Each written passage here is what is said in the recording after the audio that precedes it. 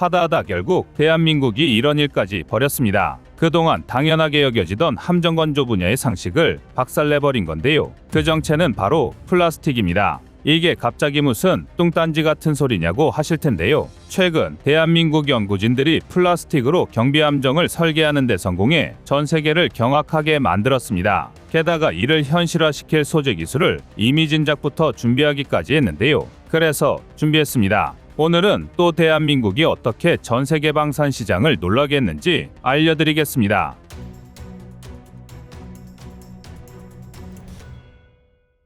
대한민국 해군의 목표는 대양해군의 완성입니다. 동해, 서해, 남해를 넘어 외국 유형의 나공해에서도 작전을 수행할 수 있는 강력한 전력을 보유하는 건데요. 전투기 기술이 아무리 발전했다 하더라도 히어로 무비에 등장하는 헬리캐리어 같은 공중모함이 개발되는 게 아닌 이상 한국가가 자신들의 영토 밖으로 투사할 수 있는 최강의 화력은 해상전력이기 때문입니다. 하지만 원활한 대양해군을 구성하기 위해선 대공, 대잠 임무를 수행할 수 있고 배수량만 최소 3,000에서 5,000톤이 넘는 함정들이 필요한데요. 쉽게 말해 힘세고 오래가는 대형 함선이 필요하다는 뜻입니다. 그리고 실제로도 대한민국은 1990년까지 연안 초계 위주 전력에서 벗어나 대양해군의 기치를 걸고 함정들을 건조하기 시작했는데요. 그러나 일각에서는 이를 바라보는 시선이 곱지 않습니다. 오죽하면 국내 일부에서조차 연안 수호 임무에나 집중하지 무작정 큰 함정만 만들면서 해군이 예산을 낭비한다는 주장이 있을 정도인데요.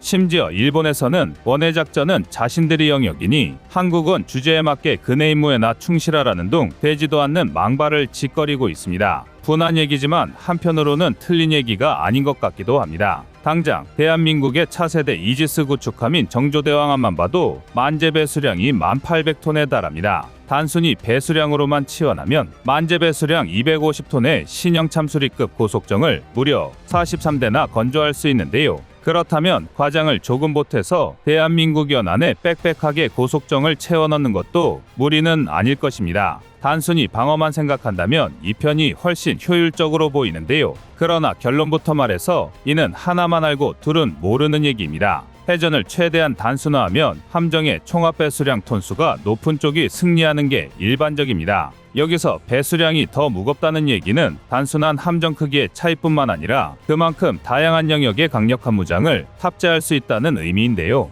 단적 이내로 구축함의 탄생 목적을 보면 이를 아주 잘 알 수 있습니다. 애초에 구축함은 어뢰정이나 고속정 같은 소형 함정의 접근을 거부하기 위한 방편으로 개발되었습니다. 대형 순양함이나 전함을 지키는 일종의 호위함이었던 셈인데요. 이때까지만 해도 구축함은 원양작전의 최소 기준을 받으시 충족하는 3,000톤급이었고 심지어 1,000톤급도 허다했습니다. 그러나 여기에서 호위역을 충실히 수행하기 위해 대잠 능력을 추가하게 되고 때에 따라 방공 임무까지 담당하게 되면서 순양함보다 배수량이 큰 10,000톤 이상의 구축함이 탄생하게 된 건데요. 정리하자면 소형 함정으로는 임무의 한계상 대형 함정을 이길 수 없습니다. 란체스터 법칙의 제2법칙, 리베르타의 법칙을 따른다면 작은 함정이 큰 함정을 상대하기 위해선 제곱 이상의 화력이 필요한데요. 그렇기 때문에 해전에서는 톤총수, 다시 말해 배수량에 수반되는 성능의 차이가 절대적입니다. 물론 이건 어디까지나 최대한 해전을 단순화했을 때의 얘기입니다. 실제로 정작 대한민국 같은 첨단 해군을 보유한 선진국에서는 최대한 배수량은 줄이고 동등 이상의 성능을 보유하려고 노력 중인데요. 그도 그럴 게 대양작전이라는 건 필수적으로 오랜 시간이 필요하고 이를 위해선 최대한 많은 무장과 연료를 탑재할 수 있어야 합니다. 그러기 위해선 비슷한 크기일 경우 함정이 최대한 가벼운 게 유리한데요. 또한 가벼운 함정일수록 더 빠른 속도로 운행이 가능합니다. 하지만 동시에 적포탄과 미사일을 견딜 수 있는 방어력도 필요한데요. 이 말도 안 되는 억지 딜레마를 극복하기 위해 현대 함정들은 대부분 강철과 알루미늄 등으로 건조되고 있습니다. 대신 최대한 엔진을 키워서 함정의 힘을 올리는 건데요. 그런데 최근 대한민국에서 탄소섬유 강화 플라스틱, 통칭 CFRP를 함정 건조에 적용하는 모의 설계에 성공하면서 전 세계 외신과 군사 관계자들이 촉각을 곤두세우고 있습니다. 조선 기술은 물론 소재 기술까지 세계 최정상 수준인 대한민국에서 CFRP 함정 상용화에 성공한다면 그때야말로 세계 해상 전력의 패러다임이 완전히 뒤바뀔 것이기 때문인데요.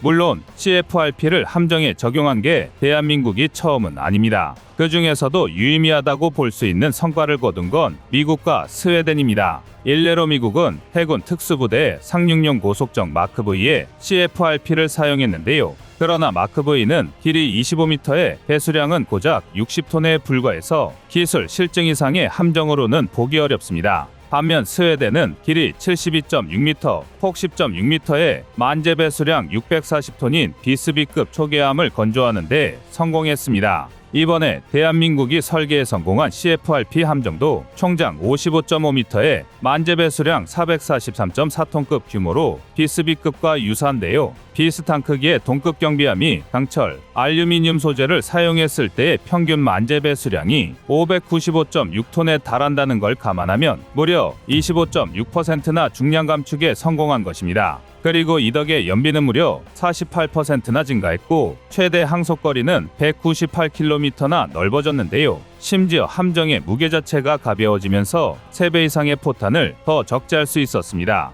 소재 하나 바꿨을 뿐인데 전투력이 수직 상승한 건데요. 더군다나 CFRP함은 소재를 쌓아 올리는 적층형 건조 방식을 사용하기 때문에 이 과정에서 스텔스 소재를 적용할 수도 있습니다. 아닌 게 아니라 비스비급 초계함의 가장 큰 특징도 바로 혁신적인 수준의 스텔스 성능인데요. 오죽하면 스텔스 성능이 하도 뛰어나서 영국, 프랑스 해협을 통과할 때 다른 선박과의 충돌을 방지하고자 레이더 반사체를 추가 장착할 정도였고 그마저도 상선용 레이더에는 잘 잡히지 않아서 영국 항만청이 따로 경고방송까지 내보내야 했습니다. 이쯤이면 당장 CFRP를 함정 건조에 투입하지 않는 게 시간 낭비처럼 느껴지는데요. 전투력은 물론이고 압도적인 질적 우위를 선점하기 위해서는 CFRP만한 게 없어 보입니다. 그러나 CFRP가 상용화되지 못한 결정적인 이유가 있습니다. 바로 가격인데요. CFRP로 만든 함정은 성능이 뛰어난 만큼 동급 배수량의 다른 함선보다 가격이 2배 이상 비쌉니다.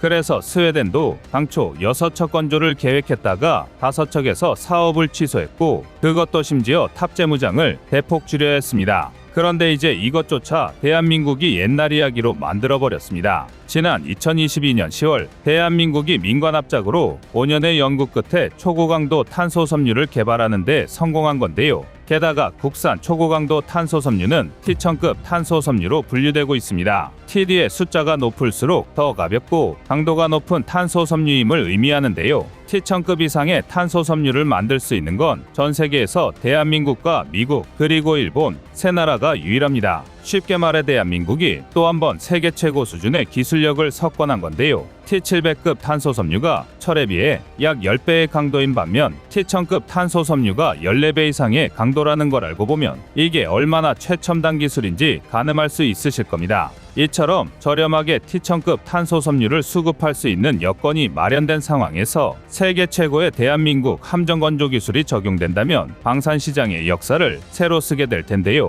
마침내 해상전력 분야에서도 대한민국의 세계 정복이 시작되는 것입니다. 기쁜 마음으로 대한민국 함정이 전 세계의 바다를 누비는 그날을 기대해 보겠습니다. 이상 꺼리튜브였습니다. 안녕하세요, 꺼리튜브입니다. 여러분의 가부나 성원에 힘입어 군사무기에 관심 없는 분들도 쉽게 이해하실 수 있는 대한민국의 육해공 군사무기의 숨은 비하 이야기를 책으로 엮었습니다. 하루 종일 검색해도 절대 찾을 수 없었던 비밀스러운 내용을 이제 책으로 만나보세요.